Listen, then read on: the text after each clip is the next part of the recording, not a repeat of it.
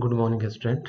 I think I have already taught you about the common ion effect. The common ion effect में देखे थे कि when the strong electrolyte is added to the weak electrolyte, then further the degree of dissociation of weak electrolyte is suppressed. It is due to increase in concentration of at least one ion common. तो one ion जो strong electrolyte ले लिया, कोई weak electrolyte है, तो उसमें अगर strong electrolyte वैसा स्ट्रॉन्ग इलेक्ट्रोलाइट डाल दीजिए जिसमें कम से कम एक आयन जो हो कॉमन हो, तो होगा क्या कि कॉन्सेंट्रेशन ऑफ प्रोडक्ट साइड बढ़ जाता है, जिससे reaction will proceed in backward direction में जाने लगेगा। मतलब कि डिसोसिएशन जो है वीक इलेक्ट्रोलाइट का फर्दर सप्रेस्ड कर जाता है। ऐसे भी आप जानते हैं कि वीक इलेक्ट्रोलाइट का डिग्री ऑफ डिसोसिएशन पुअर होता है, और डिग्री ऑफ डिसोसिएशन किसको कहते हैं वो आप जानते हैं, ऑलरेडी जान चुके हैं, पढ़ा चुका हूं मैं ना, कि जैसे हम लोग 10 ग्राम सपोज कि सिल्वर क्लोराइड ले लिए, ठीक है, और 10 ग्राम में से आपका 6 ग्राम कंज्यूम हो गया, तो कितना कंज्यूम हो गया, तो 6 ग्राम कंज्यूम हो गया, और 6/10 ये रेशियो निकाल दिए। इसी रेशियो को तो हम लोग ये कहते हैं डिग्री ऑफ डिसोसिएशन कहते हैं। Percentage of degree of dissociation निकालना हो, उसमें 100 से मल्टीप्लाई कर दीजिए।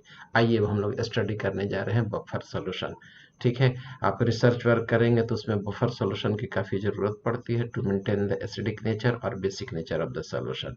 आपका डाइजेस्टिव सिस्टम है वो भी बफर सोल्यूशन पर बेस्ड है। कोई भी वैसा सोल्यूशन जिसका पीएच वैल्यू जो हो does not change on dilution or addition of a small amount of either acid or base is called buffer solution।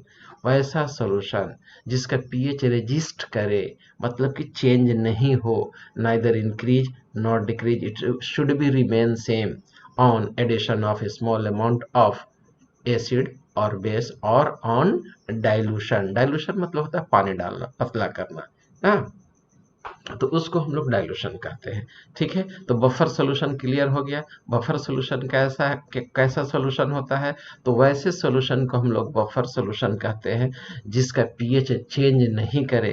कैसे चेंज नहीं करे, तो ऑन एडिशन ऑफ वाटर और एसिड और बेस, किस अमाउंट में, इन स्मॉल अमाउंट में, तो वैसे सोल्यूशन को हम लोग बफर सोल्यूशन कहते हैं। It has fixed pH value. Buffer solution of known pH can be prepared from the knowledge of pKa of the acid or pKb of the base, and by controlling the ratio of the salt and acid or salt and base। और pK और pKb का value हम लोग जान गए, और जानने के बाद हम लोग करते क्या है, उसका रेशियो मेंटेन कर देते हैं। मेंटेन करके हम लोग बफर सोल्यूशन बना लेते हैं, या उसका पीएच को हम लोग फिक्स कर लेते हैं, और इसका यूज काफ़ी रिसर्च वर्क में होता है। ठीक है, आइए अब हम लोग टाइप्स ऑफ बफर सोल्यूशन पढ़ने जा रहे हैं। और ये buffer solution, common ion effect, solubility product, ऐसा टॉपिक है ये कि आपको एनुअल एग्जाम हो, दुनिया का कोई भी एग्जाम हो, उसमें आना ही आना है।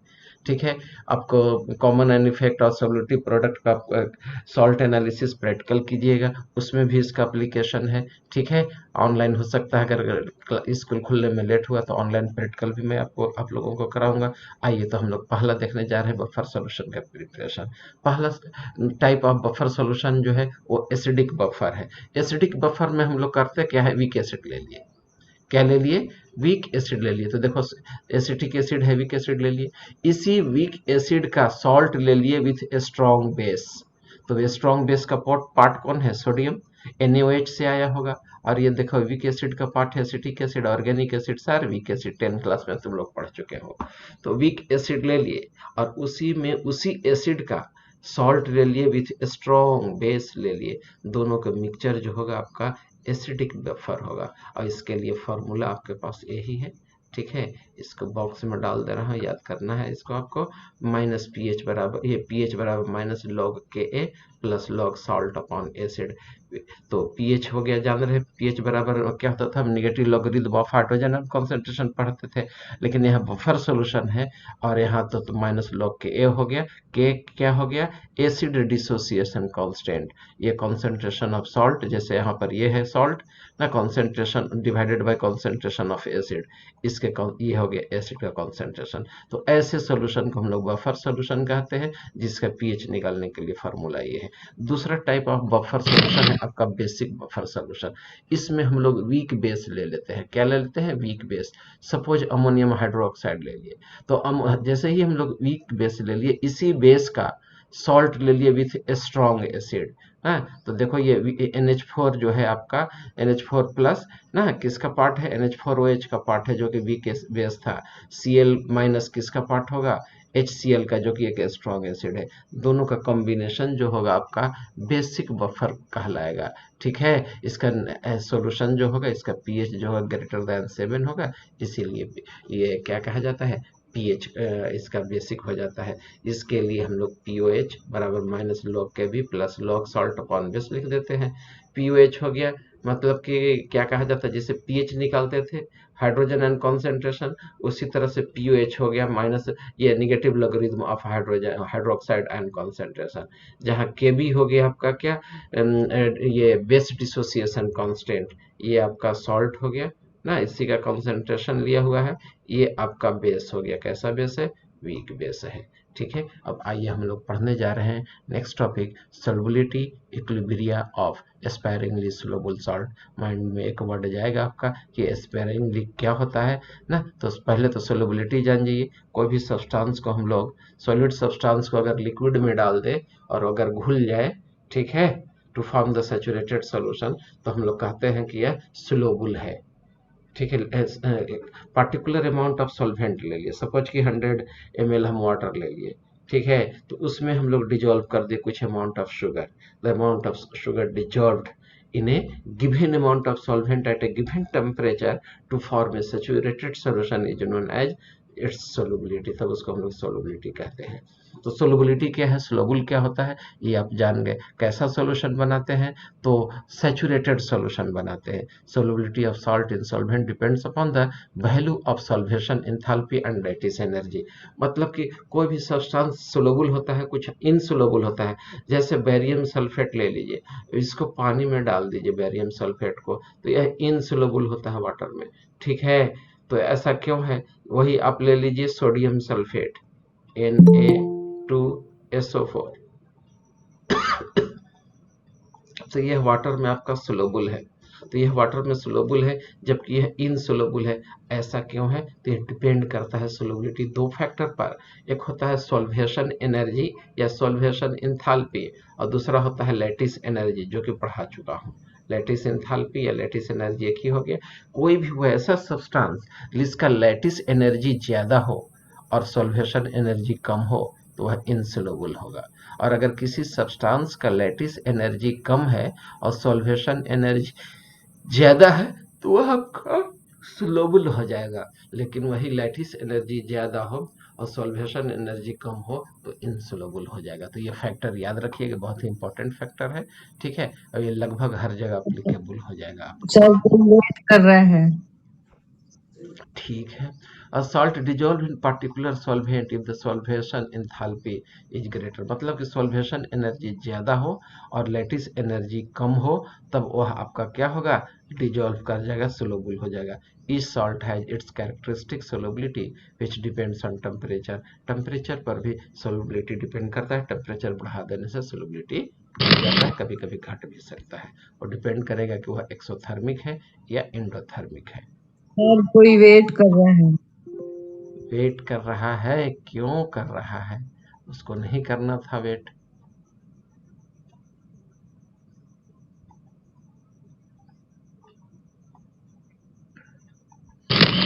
देखो, अब यहाँ पर अब हम लोग पढ़ने जा रहे हैं, on the basis of their solubility salts are classified. तीन कैटेगरी में हम लोग को सॉल्ट क्लासिफाई कर देते हैं।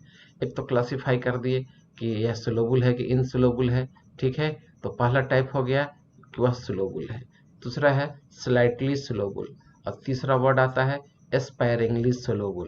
ठीक है, तो सोलुबल किसको कहेंगे, स्लाइटली सोलुबल किसको कहेंगे, एस्पायरिंगली सोलुबल किसको कहेंगे।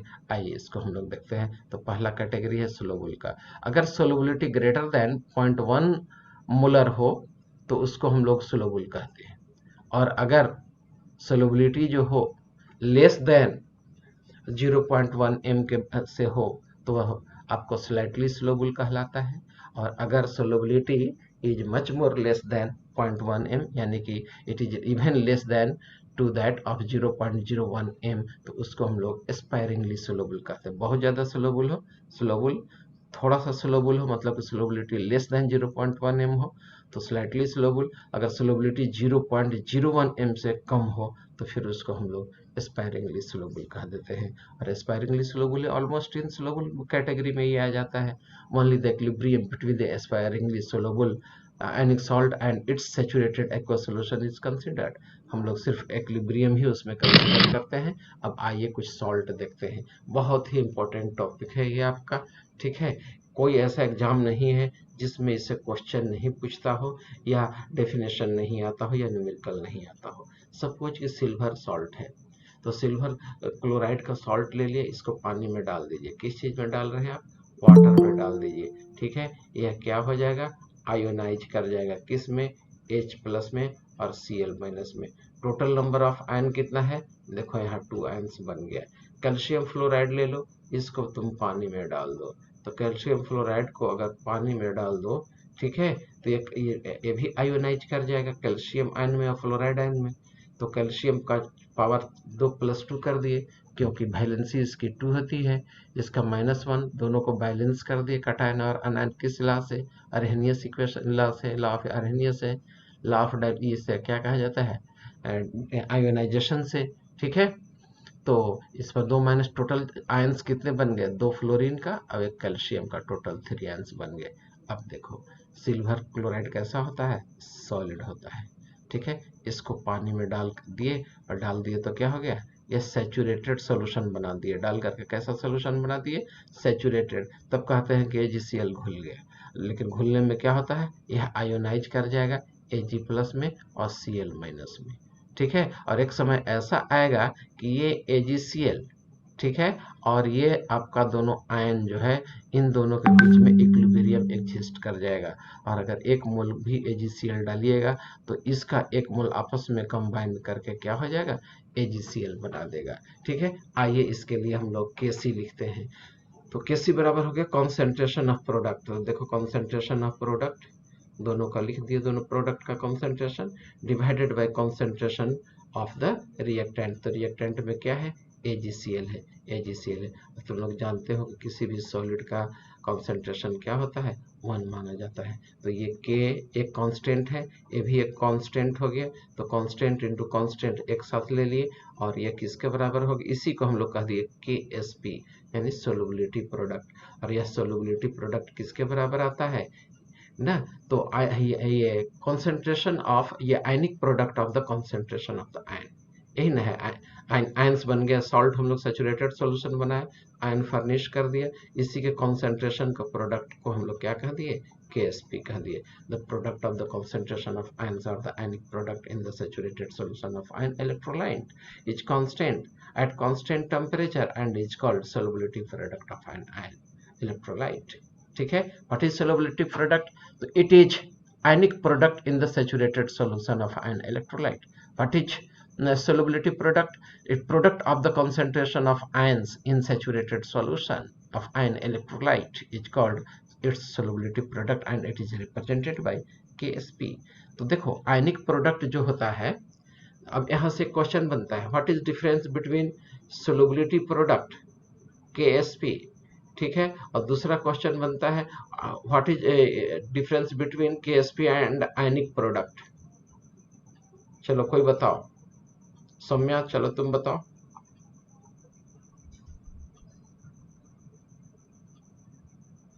What is difference between ionic product and solubility product?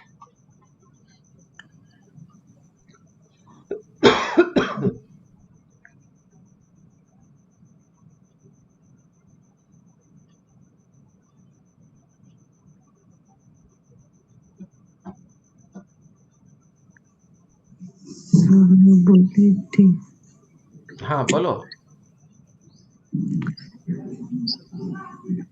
solubility product constant temperature होता है इसमें।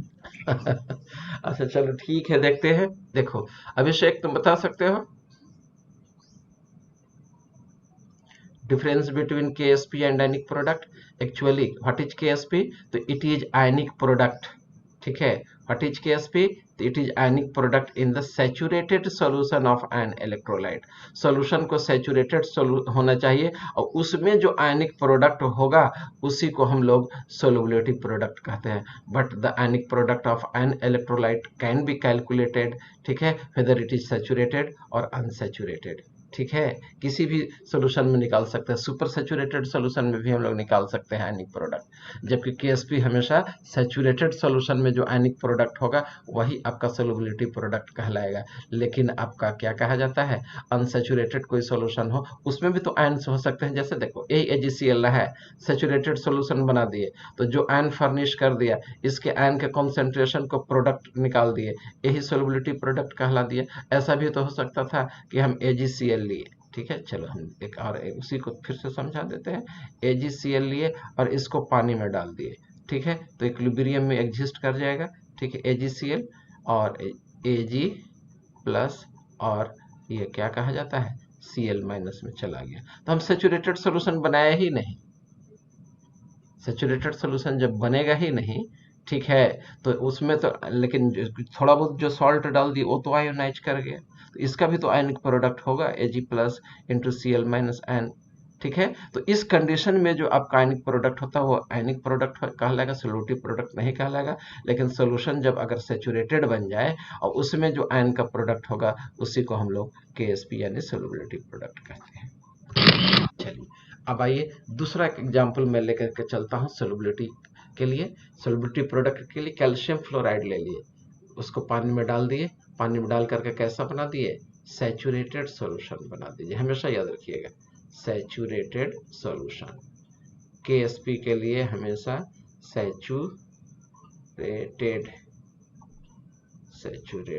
सॉल्यूशन ले लिए, ठीक है, याद रखना सैचुरेटेड होता है तो आयंस में टूटेगा। कैल्शियम का एक आयन, फ्लोरीन का दो आयन, क्योंकि यहाँ फ्लोरीन 2 है, इसके लिए KSP निकाल दो तो आयनिक प्रोडक्ट निकलना है। तो कैल्शियम का मैग्नीट्यूड देखो कोफिशिएंट 1 है, ठीक है, पावर 2 है तो आयंस उसका हूबहू लिख दिए। फ्लोरीन का कोफिशिएंट 2 है तो F-2 लिख दिए, पावर सिर्फ 2 कर दिए। कोफिशिएंट जो होता है पावर में बदल जाता है। क्यों पावर में बदल जाता है, लॉ ऑफ मास एक्शन से, ठीक है, ये बता चुका हूँ। क्या कहा जाता है, एक आयनिक इक्विलिब्रियम में ही, ठीक है। अब आ जाइए दूसरा एग्जांपल देखिए, तो KSP बराबर ये हो गया। एल्युमिनियम हाइड्रोक्साइड के ले लीजिए, कैसा सॉल्यूशन बनाए हम लोग, सैचुरेटेड SS सैचुरेटेड सॉल्यूशन बनाए हैं। पानी में डाल दीजिए, एल्युमिनियम क्लोराइड ये एल्युमिनियम आयन देगा और हाइड्रोक्साइड आयन देगा, बैलेंस कर दीजिए। हाइड्रोक्साइड 3 है तो 3 से मल्टीप्लाई कर दिए, 1 पर 1 माइनस चार्ज तो 3 पर 3 माइनस चार्ज, इस पर +3 चार्ज, प्लस और माइनस दोनों चार्ज बराबर होता है कटायन और आनायन का, पढ़ चुकी हो। ये थ्योरी ऑफ आयोनाइजेशन में अर्हेनियस का जो कि दिया हुआ था, ठीक है। तो अब इसके लिए हम लोग सोल्युबिलिटी प्रोडक्ट लिख रहे हैं इनसैचुरेटेड सॉल्यूशन के केस में, तो KSP बराबर आयनिक प्रोडक्ट ऑफ Al+3, देखो लिख दी, OH minus ion, OH minus ion, लेकिन कोफिशिएंट 3 है, पावर इसका 3 हो गया, तो यही KSP निकल गया। अब आइए अब हम लोग देखते हैं relation between solubility and solubility product, ठीक है। तो फॉर स्ट्रॉन्ग इलेक्ट्रोलाइट, जैसे हम लोग स्ट्रॉन्ग इलेक्ट्रोलाइट ले लिए, किधर है मेरा स्ट्रॉन्ग इलेक्ट्रोलाइट, ये हो गया सिल्वर क्लोराइड सपोज के ले लिए। अब इसको हम लोग सैचुरेटेड सॉल्यूशन बना दिए, saturated solution of silver chloride तैयार कर दिए, and it will in that condition it will exist in equilibrium, ठीक है, in which the number of ions of silver and chloride will be in equilibrium with the remaining portion of the silver chloride, ठीक है, saturated solution है। Suppose कि silver chloride का solubility जो है S मोल पर लीटर है, तो इसका कोफिशिएंट देखो 1 है, इसका भी कोफिशिएंट 1 है, इसका भी कोफिशिएंट 1 है, तो अगर ये 1 मोल कंज्यूम हुआ तो एक 1 मोल ये बना, 1 मोल ए भी बना, ठीक है। अगर S मोल इस घुल चुका है पानी में तो इसकी भी सोल्युबिलिटी क्या होगा, S मोल होगा, इसका भी सोल्युबिलिटी S मोल पर लीटर होगा, ठीक है। तो इसके लिए आइए हम लोग KSP लिखते हैं, तो KSP बराबर क्या होता है, ionic product of the product, ठीक है। तो एक Ag प्लस है, दूसरा Cl माइनस है, देखो Ag प्लस है और Cl माइनस लिख दिए। कोफिशिएंट 1 है, 1 लिखना जरूरी नहीं है। इसका सोल्युबिलिटी S था और इसका भी सोल्युबिलिटी S था, तो S इंटू S बराबर क्या हो गया, S का स्क्वायर हो गया। तो KSP और यानी कि सोल्युबिलिटी प्रोडक्ट और सोल्युबिलिटी AgCl के लिए, यानी बाइनरी सॉल्ट। कैसा सॉल्ट है ये? AgCl बाइनरी सॉल्ट है, वही का लिख ही दिया हूँ, बाइनरी सॉल्ट यानी बाइनरी इलेक्ट्रोलाइट है। ठीक है, क्या हो जाएगा? KSP is equal to S square. तो सोलबिलिटी के अगर हम लोग को वैल्यू निकालना हो तो यहाँ से निकाल सकते हैं, S बराबर स्क्वायर रूट ऑफ KSP, यही तो फॉर्मूला आ जाएगा हम लोग का, सोलबिलिटी बराबर। ठीक है, यहाँ से इसको इधर तोड़ दिया हूँ। ठीक है, आप तैयार कीजिएगा इसको कॉपी पर, फिर कॉपी पर बनाइएगा इसको। ठीक है, तो ये हो गया आपका बाइनरी इलेक्ट्रोलाइट के लिए। टर्नरी इलेक्ट्रोलाइट के लिए देख लीजिए, जो 3 आयन फर्निश करता हो उसको टर्नरी इलेक्ट्रोलाइट कहेंगे। किधर गया कर्सर? हाँ, तो देखो कैल्शियम फ्लोराइड का डाल दो। सपोज का इसका सोलबिलिटी आपका S मोल है, तो इसका भी S मोल होगा, लेकिन इसका कितना होगा? 2S होगा, क्योंकि कोफिशिएंट इसका 2 है। क्योंकि अगर 1 मोल कंज्यूम होता है तो 2 मोल फ्लोराइड आयन बनता है। ठीक है, तो आइए इसके लिए KSP लिखते हैं। तो KSP बराबर concentration of calcium ion plus into fluoride ion, लेकिन इसका पावर कितना हो जाएगा? 2 हो जाएगा। तो ये KSP बराबर क्या हो जाएगा? ये S हो गया, ये कितना हो गया? 2S का स्क्वायर हो गया। ठीक है, तो 2S का स्क्वायर बराबर 4S स्क्वायर, ये बच गया आपका S बच गया। ठीक है, यानी KSP बराबर क्या हो जाएगा? 4S cube. तो S का वैल्यू नहीं निकल जाएगा, S का वैल्यू निकाल दीजिए, क्या हो जाएगा आपका? S बराबर square root of KSP upon 4, cube root, square root नहीं, क्यूब रूट हो जाएगा आपका KSP अपॉन 4। ठीक है, तो इस तरह से आपका न्यूमेरिकल इस फॉर्मूला पर पूछता है। और सॉल्व कैसे करेंगे? जो पैटर्न आपको दिखाई दे रहा है इस पर, वैसे कितना फार्मूला याद कीजिएगा, केमिस्ट्री में बहुत फार्मूला आ जाएगा। तो आप मेथड जानिए कि कैसे निकालना है। ठीक है, जैसे दे दिया आपका कि if the solubility product of calcium fluoride is 2 मोल, ठीक है, 2 मोल पर लीटर, कैलकुलेट इट्स सोलबिलिटी। ठीक है, तो नहीं निकल जाएगा इस फार्मूला से। KSP दिया हुआ 4 इंटू एस क्यूब करके निकाल सकते हैं हम लोग, आराम से निकाल सकते हैं। ठीक है, इसी तरह का मिलता है। अब आइए कंसिक्वेंसेज ऑफ आयनिक प्रोडक्ट यानी सोलबिलिटी प्रोडक्ट पर क्या असर पड़ता है। तो देखो, हम अभी जस्ट मैं बता रहा था कि सोलबिलिटी प्रोडक्ट हमेशा सैचुरेटेड सॉल्यूशन में होता है। In the condition of the saturated solution solubility product is equal to ionic product. ठीक है, तब उसको हम लोग सोलबिलिटी प्रोडक्ट कहते हैं।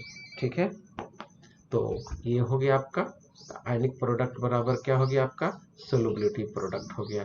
तो सॉल्यूशन कैसा होगा? सैचुरेटेड सॉल्यूशन होगा। ठीक है, लेकिन आयनिक प्रोडक्ट कम हो, आयंस कम बना हुआ हो, किससे के रिस्पेक्ट में? सोलबिलिटी प्रोडक्ट के रिस्पेक्ट में आयनिक प्रोडक्ट कम हो रहा हो, इसका मतलब कि वो सैचुरेटेड सॉल्यूशन है ही नहीं, वह तो अनसैचुरेटेड सॉल्यूशन है। तो वह सॉल्यूशन कैसा होगा? अनसैचुरेटेड होगा। लेकिन ऐसा भी तो हो सकता है जितना सोलबिलिटी प्रोडक्ट है उससे ज्यादा हम लोग को आयंस उसमें प्रेजेंट है। ठीक है, तो आयनिक प्रोडक्ट ज्यादा हो जाएगा सोलबिलिटी प्रोडक्ट से, तो उसमें प्रिसिपिटेशन मिलाकर, तो उसमें प्रिसिपिटेशन होने लगेगा। एक चीज याद रखिएगा, जिस तरह से इक्विलिब्रियम कांस्टेंट निकालते थे, एक रिएक्शन क्वोशिएंट निकालते थे, तो इक्विलिब्रियम पर हम लोग जो रेशियो निकालते थे वो इक्विलिब्रियम ये कांस्टेंट कहलाता था, Kc कहलाता था। और when the concentration ratio of product and reactants are calculated at any time, ठीक है, तो अदर देन इक्विलिब्रियम, तो उसको हम लोग रिएक्शन क्वोशिएंट कहते हैं। उसी तरह से अगर आपका इक्विलिब्रियम में निकाला गया हुआ हो आयनिक प्रोडक्ट, तो वह KSP कहलाएगा। क्या कहलाएगा? KSP, मतलब कि solubility product. Other than equilibrium अगर निकाला हुआ हो अगर आयनिक प्रोडक्ट, तो वह आपका QSP कहलाएगा। QSP क्या हो गया? आपका सोलबिलिटी क्वोशिएंट, क्वोशिएंट कहलाएगा, सोलबिलिटी क्वोशिएंट कहलाएगा। The term KSP in the equation given by QSP when the concentration of one or more species is not concentration under equilibrium। Language छोड़िए, मैं हिंदी में बोल दिया। KSP तब होता है जब वो सैचुरेटेड सॉल्यूशन हो। ठीक है, लेकिन when the ionic product is calculated ना other than in equilibrium और सैचुरेटेड सॉल्यूशन अदर देन बोल रहा हूँ, चाहे तो वह अनसैचुरेटेड हो या सुपर सैचुरेटेड हो, तो उसमें QSP यूज हम लोग करते हैं। ठीक है, और यही QSP जो है से डिसाइड करता है डायरेक्शन ऑफ द रिएक्शन में। ठीक है, किस चीज में डिसाइड करता है ये, डायरेक्शन ऑफ द रिएक्शन में ये डिसाइड करता है कि कौन सा रिएक्शन किधर प्रोसीड करेगा, वह सैचुरेटेड होगा, प्रिसिपिटेशन होगा, नहीं होगा। ठीक है, जैसे देखिए आइए, तो ये आपका कॉमन आयन इफेक्ट और सोलबिलिटी प्रोडक्ट, ठीक है, किस चीज पर डिपेंड करता है, ली कैटेलियर प्रिंसिपल को फॉलो करता है। पढ़ा जाता है इसको ली शतालिय प्रिंसिपल, लिखा जाता है ली कैटेलियर्स प्रिंसिपल। ठीक है, और ये इसको उस दिन समझा चुका हूँ। ठीक है, तो और इस पर काफी फोकस भी मैं किया था। If the concentration of any one of the ions is increased, जैसे कोई हम लोग का सॉल्यूशन है, सपोज कि एजीसीएल ले लिया, एजीसीएल ले लिए, ठीक है, और सैचुरेटेड सॉल्यूशन बना दिए। ठीक है, तो इसमें क्या होगा, Ag प्लस और Cl माइनस हम लोगों को इसमें होगा। ठीक है, तो अब देखो इसमें किसी एक का अगर कॉन्सेंट्रेशन हम बढ़ा दे, Ag प्लस का कॉन्सेंट्रेशन बढ़ा दे या Cl का बढ़ा दे, ठीक है, तो क्या होगा, आयनिक प्रोडक्ट इंक्रीज कर जाएगा। तो आयनिक प्रोडक्ट में इंक्रीज कर, सपोज कि हम यहाँ पर Cl माइनस बढ़ा दिए, तो कॉमन आयन इफेक्ट हो गया, इसका संख्या बढ़ गया, इसका संख्या बढ़ने से क्या होगा, reaction will proceed in backward direction. ठीक है, मतलब कि ये दोनों कंबाइन करके एजीसीएल बनाने लगेंगे, और तब तक एजीसीएल बनाते रहेंगे जब तक यह इक्विलिब्रियम में एग्जिस्ट नहीं कर जाए। वही चीज है ना, if the concentration of any one of the ion is increased, it should combine with ions of its opposite charges and comes and some of the salt will be precipitated till once again KSP becomes QSP। ठीक है, similarly if the concentration of one of the ions is decrease, उसी तरह से जैसे AgCl है, हम suppose के silver ion को हटा दिए, इधर कॉन्सेंट्रेशन घट गया, तो क्या होगा, AgCl डिसोसिएट करने लगेगा, इधर प्रोसीड करने लगेगा अकॉर्डिंग टू ली शतालिय प्रिंसिपल, तब तक करेगा जब तक यह इक्विलिब्रियम एग्जिस्ट नहीं कर जाएगा, और जैसे इक्विलिब्रियम एग्जिस्ट कर जाएगा, QSP जो होगा आपको KSP के बराबर होने लगेगा। ठीक है, it is applicable even to the soluble salt like sodium chloride except that due to higher concentration of the ions we use their activities instead of their molarities in the expression for the QSP। तो जो समझाया हूँ बस है यहाँ पर। ठीक है, और इसका यूज हम लोग सॉल्ट एनालिसिस में भी करते हैं, जैसे सपोज, हाँ, और ये सोडियम क्लोराइड के एक्सट्रैक्शन में भी करते हैं। ठीक है, मैन्युफैक्चर जो हम लोग इंडस्ट्रियल प्रोसेस से करते हैं, जैसे सपोज कि NaCl ले लिए, तो NaCl हम लोग कैसे ऑब्टेन करते हैं, सी वाटर से। सी वाटर को क्या कह दिए, एक जगह स्टोर कर दिए, समुद्र किनारे खड़ा हो जाइए ना, किनारे में जाकर के बालू को हटा हटा के गड्ढा बना दीजिए, टाइड्स आवेंगे तो गड्ढा में पानी आ जाएगा, टाइड्स अपने साथ चला जाएगा, लेकिन कुछ पानी जो रह गया, जितना गड्ढा बना है उसमें स्टोर हो गया, उसको अलाउ कर दीजिए कहीं पर सूखने के लिए, सुखा दीजिए, इवेपोरेट करा दीजिए। ठीक है, तो क्या हो जाएगा, जो वाटर उड़ जाएगा, जो सॉल्ट है उसमें बचा हुआ रह जाएगा, तो उसमें NaCl जो रहता है उसके साथ बहुत सारे इम्प्योरिटीज भी रहते हैं। ठीक है, जैसे मैग्नीशियम का सॉल्ट रहता है, कुछ कैल्शियम का सॉल्ट रहता है, और दूसरे तरह के भी रहते हैं उसमें। ठीक है, अब हमको NaCl प्योर बना करके हम लोग को खाना है, सप्लाई करना है, तो कैसे करते हैं कि इसको पानी में घोल दीजिए, तो जैसे ही इसको पानी में घोलिएगा, ठीक है, यह टूटेगा आपको किस चीज में, Na प्लस और Cl माइनस में यह टूट जाएगा। किस चीज में टूट जाएगा, Na प्लस में और Cl माइनस में टूट जाएगा। ठीक है, अब हम लोग करते क्या है कि इसमें HCl गैस पास कर दिए, जैसे ही HCl गैस पास कीजिएगा, ठीक है, या क्या चीज में बदल जाएगा, H प्लस में बदल जाएगा, और Cl माइनस में टूट जाएगा, कौन, HCl।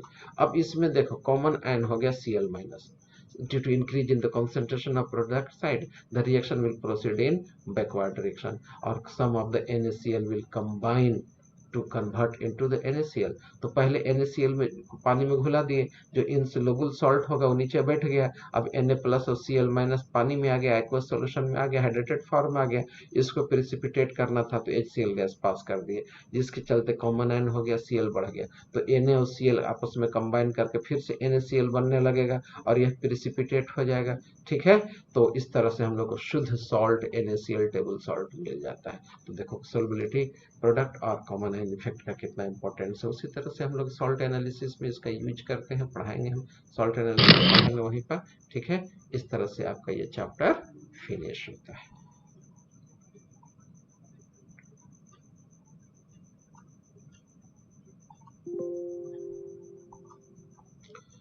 चलिए, तो दूसरा टॉपिक मैं स्टार्ट करने वाला हूँ, नेक्स्ट चैप्टर वो है आपका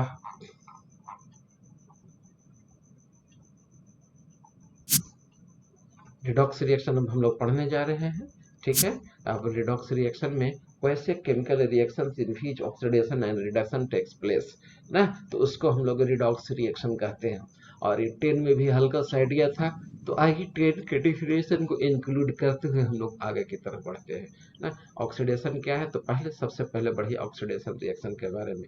as the gain of oxygen, वैसा रिएक्शन जिसमें कोई सब्सटेंस ऑक्सीजन को गेन कर रहा हो, तो उसको हम लोग क्या कहते हैं, ऑक्सीडेशन कहते हैं। क्या कहते हैं उसको हम लोग, ऑक्सीडेशन कहते हैं।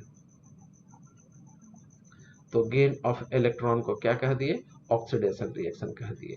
ठीक है, जैसे देख लो मैग्नीशियम रिबन है, इसको जला दिया ऑक्सीजन का प्रेजेंस में। 10 में एक्सपेरिमेंट भी करना था, तो एमजीओ में वह बदल गया, राख की तरह ये बन जाता था एमजीओ हम लोगों को। ठीक है, तो यहाँ पर ऑक्सीजन मैग्नीशियम को देखो, इट इज गेनिंग टू ये, it is gaining oxygen, oxygen का एडिशन हो रहा है, गेन कर रहा है, इसलिए मैग्नीशियम क्या हो गया यहाँ पर, ऑक्सीडाइज्ड हो गया। Similarly, methane, when methane will burn in the presence of oxygen, it will give CO2 and H2O. Here carbon is gaining the oxygen, तो इसी को हम लोग क्या कह दिए, ऑक्सीडेशन कह दिए। मतलब कि कार्बन जो है, मीथेन जो है यहाँ ऑक्सीडाइज हो गया कार्बन डाइऑक्साइड में।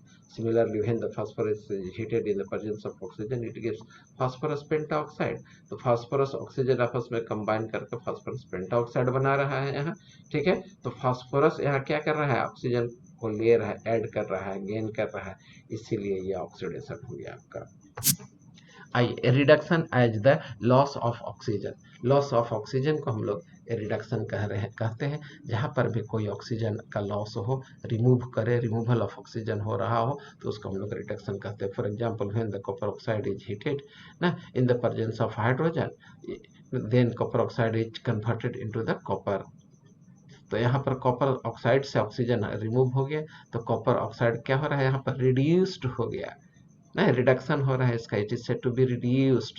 Similarly when the iron oxide is heated with carbon monoxide, then iron oxide is converted into iron, यहाँ पर ऑक्सीजन का रिमूवल हो रहा है।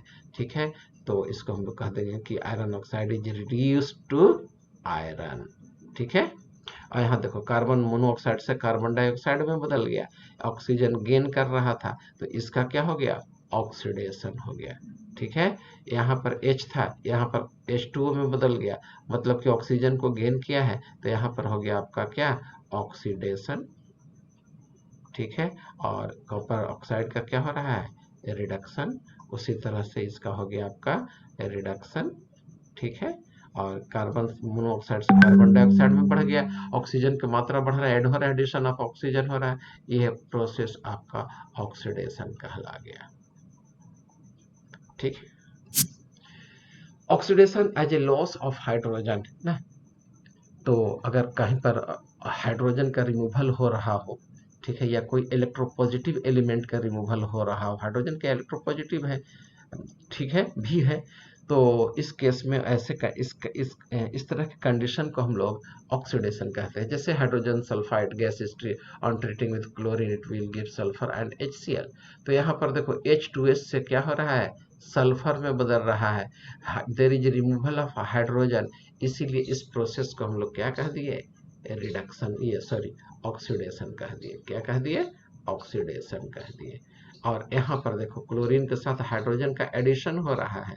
ठीक है, तो एडिशन ऑफ हाइड्रोजन को हम लोग क्या कहते हैं, ए रिडक्शन कहते हैं। तो यहाँ पर आपका ये रिडक्शन हो गया। तो रिडक्शन क्या है, तो reduction as the gain of hydrogen, conversely reduction may be defined as the gain or addition of hydrogen to a substance is called reduction। जैसे नाइट्रोजन का कंबाइन करा दीजिए हाइड्रोजन से, तो यह अमोनिया में बदल जाता है by Haber's process in the presence of suitable catalyst. ठीक है, तो यहाँ पर नाइट्रोजन के साथ क्या चीज का एडिशन हो रहा है, हाइड्रोजन का एडिशन हो रहा है, इसलिए इस प्रोसेस को हम लोग कहते हैं reduction and nitrogen is reduced. तो ऑक्सीडेशन और रिडक्शन के बारे में आप जस्ट अभी स्टडी किए हाइड्रोजन और ऑक्सीजन के रिस्पेक्ट में। Now oxidation can be defined as addition of oxygen or electronegative element to a substance or removal of hydrogen or electropositive element from the substance is called oxidation. Similarly, reduction can be defined as removal of oxygen or electronegative element from the substance or addition of hydrogen or electropositive element to a substance is called a reduction. ठीक है, तो अब आइए हम लोग oxidation reduction फिर से पढ़ने जा रहे हैं based on electron transfer. Oxidation क्या है? लॉस ऑफ इलेक्ट्रॉन, इसको हम लोग ऑक्सीडेशन कहते हैं। हालांकि 10 में तुम लोग को पढ़ना नहीं था, लेकिन क्वेश्चन पूछता था इससे, ठीक है।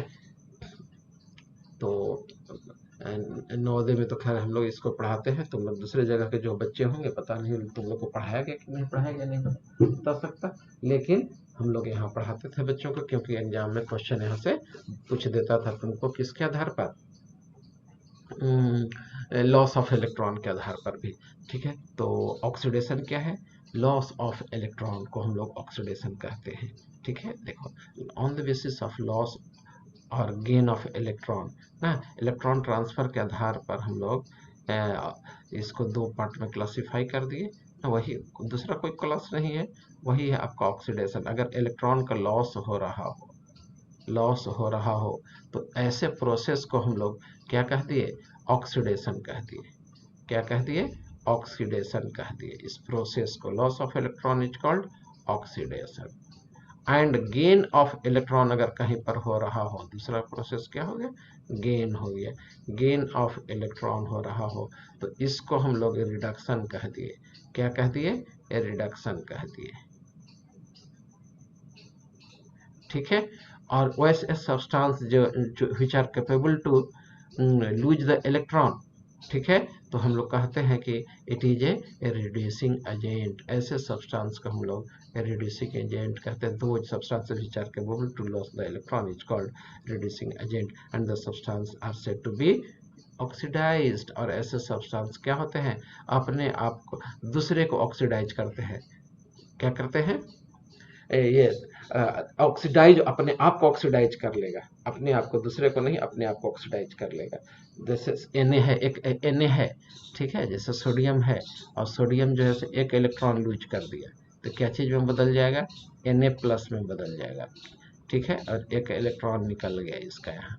तो there is loss of electron, sodium is said to be, it is oxidized and this substance which is capable to lose the electron is called a reducing agent. और ऐसे सब्सटेंस को हम लोग रिड्यूसिंग एजेंट कहते हैं। ऐसा भी हो सकता है कि गेन ऑफ इलेक्ट्रॉन हो रहा हो, जैसे Na प्लस है, ठीक है, Na प्लस को एक इलेक्ट्रॉन दे दीजिए, ठीक है, तो गेन ऑफ इलेक्ट्रॉन होगा, ठीक है, यह बदल जाएगा Na प्लस में। तो the process of gain of electron is called the reduction and substance is said to be reduced and those substances which are capable to gain of electron are called oxidizing agent, ठीक है। और ऐसे substance को हम लोग oxidising agent कहते हैं, ठीक है। the atom that loses the electron are being oxidized and the atom that gains the electron are being reduced। तो ऑक्सीडेशन क्या हो गया? लॉस ऑफ इलेक्ट्रॉन हो गया। तो ये मैं पढ़ा दिया आप लोगों को ना। अरे चलो अच्छा, थोड़ा सा रब करके एग्जाम्पल देख लो, एग्जाम्पल को समझा देता हूँ। जैसे Na सोडियम है, इसको क्लोरीन से कंबाइन करा दिए तो NaCl बन गया। तो आइए हम लोग इसको देखते हैं। देखो, इसमें सोडियम है तो सोडियम में नंबर ऑफ इलेक्ट्रॉन कितना होता है? 11 होता है, 11 इलेक्ट्रॉन, ठीक है। और न्यूट्रल है इसलिए 11 प्रोटॉन भी हो जाएगा। तो प्लस और माइनस इक्वल है, कैसा चार्ज आ गया इस पर? 0 चार्ज आ गया। क्लोरीन है, ठीक है, तो क्लोरीन ना तो कोई किसी से इलेक्ट्रॉन लिया है ना किसी को इलेक्ट्रॉन दिया है, तो इस पर भी नंबर ऑफ इलेक्ट्रॉन और प्रोटॉन इक्वल है, तो ये भी, इसका भी कितना हो गया? चार्जेस 0 हो गया। But in the case of the NaCl, sodium क्या करता है? एक इलेक्ट्रॉन लूज करता है। क्या करता है? एक इलेक्ट्रॉन लूज करता है और Na प्लस में बदल जाता है। और क्लोरीन का जो आपका ये होगा, क्या कहा जाता है? 7 इलेक्ट्रॉन होता है, वैलेंस इलेक्ट्रॉन क्लोरीन का, तो एक इलेक्ट्रॉन ऑब्टेन करके Cl माइनस में बदल जाता है, जिससे ऑक्टेट इसका कंप्लीट हो जाता है। तो यहाँ से Na प्लस में बदल रहा है, मतलब कि लॉस ऑफ इलेक्ट्रॉन हो रहा है। तो प्रोसेस क्या कहला गया? यह ऑक्सीडेशन कहला गया। क्या कहला गया? Oxidation. Here chlorine is changing from 0 to -1, that means it is gaining the electron, thus there is a gain of the electron, therefore this process is known as a reduction। और इसीलिए इस process को हम लोग reduction कहते हैं, ठीक है। तो देखो यहाँ पर सोडियम Na प्लस एक इलेक्ट्रॉन लूज कर रहा है, इसलिए ऑक्सीडेशन हो गया, इसलिए एक पॉजिटिव चार्ज यहाँ आ जाता है। वहीं क्लोरीन जो है आपका दो Cl2 दो इलेक्ट्रॉन लेकर के Cl2Cl- में बदल जाता है, इसीलिए इस प्रोसेस को हम लोग क्या कह देते हैं, रिडक्शन कह देते हैं। क्या कह देते हैं, रिडक्शन कह देते हैं। तो ये प्रोसेस आपका रिडक्शन का है। ठीक है। उसी तरह से देखो मैग्नीशियम है, मैग्नीशियम दो इलेक्ट्रॉन लूज करेगा तो दो पॉजिटिव चार्ज आ गया, इसलिए यहाँ पर ऑक्सीडेशन हो गया। कॉपर दो इलेक्ट्रॉन लूज करके दो पॉजिटिव चार्ज बना दिया, इसलिए लॉस ऑफ इलेक्ट्रॉन है, ऑक्सीडेशन कहला गया। सिमिलरली रिडक्शन क्या है, गेन ऑफ इलेक्ट्रॉन है। ठीक है, बाई एन एटम। Cl2 है, अगर दो इलेक्ट्रॉन दे दो तो 2Cl- में बदल जाएगा। सिमिलरली सल्फर जो है दो इलेक्ट्रॉन गेन करने के बाद S-2 में बदल जाएगा। ये 9th क्लास का है कि कब पॉजिटिव चार्ज आएगा कब माइनस चार्ज आएगा, अब 9th में है, हल्का सा आइडिया अभी भी दिया था। ठीक है, जैसे देखो दो इलेक्ट्रॉन दे दिए तो नंबर ऑफ इलेक्ट्रॉन तो बढ़ गया, लेकिन प्रोटॉन तो सेम हो गया, तो पॉजिटिव चार्ज उतना ही है। क्लोरीन में कितना प्रोटीन होगा, प्रोटॉन होगा तो 17 होगा। ठीक है, जबकि दो इलेक्ट्रॉन ले लिया तो इलेक्ट्रॉन की संख्या 19 हो गया, तो 19 हो गया तो दो माइनस चार्ज इस पर आ जाएगा, क्योंकि निगेटिव चार्ज दो ज्यादा है इसमें। तो रिडक्शन ये सब प्रोसेस हो रहा है। उसी तरह से अब ये है, तो अब इतना कल पढ़ाऊंगा। ठीक है, रिडक्शन ये सब एग्जाम्पल 3 4 5 ठो है। ठीक है, ये सब मैं फिर कल डील करूंगा। ठीक है,